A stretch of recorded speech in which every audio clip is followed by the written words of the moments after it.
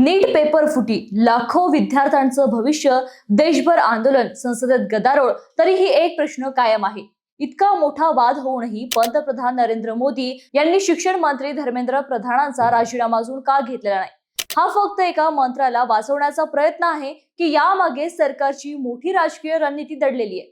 चला समजून घेऊया या निर्णयामागची नेमकं काय कारण आहेत. नमस्कार, मी श्यामल साबळे आणि तुम्ही पाहता सरळ सोपं.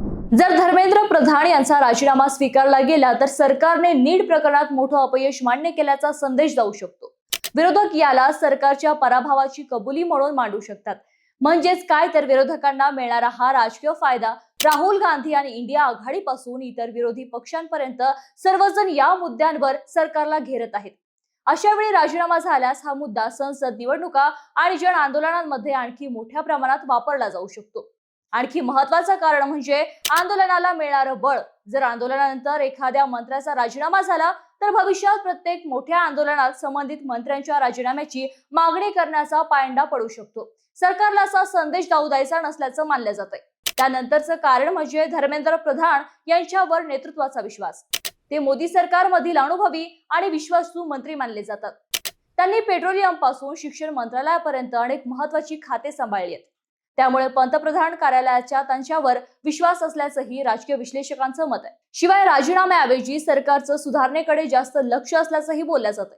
सरकारने सीबीआय चौकशी, आवश्यक ठिकाणी पुनर्परीक्षा, एनटीए मध्ये बदल आणि संगणक आधारित परीक्षा प्रणालीसारख्या सुधारणा करण्यावर भर दिला आहे. म्हणजे सरकारचा भर दोषींवर कारवाई आणि व्यवस्था सुधारण्यावर असल्याचं दिसून येतंय.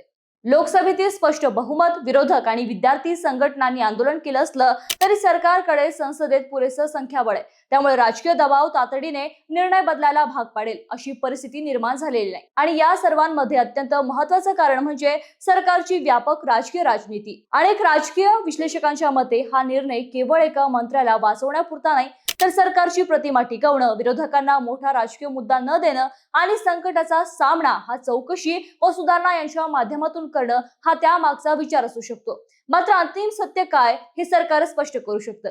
सरकारने अधिकृतपणे या सर्व कारणांची पुष्टी केलेली नाही. ही कारणं विविध राजकीय विश्लेषणांवर आधारित आहे. तुम्हाला काय वाटतं? धर्मेंद्र प्रधानांचा राजीनामा घ्यायला हवा होता का की सरकारचा निर्णय योग्य आहे? तुमचं मत काय आहे आम्हाला कमेंट मध्ये नक्की कळवा. आणि व्हिडिओ आवडल्यास व्हिडिओला लाईक, शेअर आणि सबस्क्राईब करायला विसरू नका.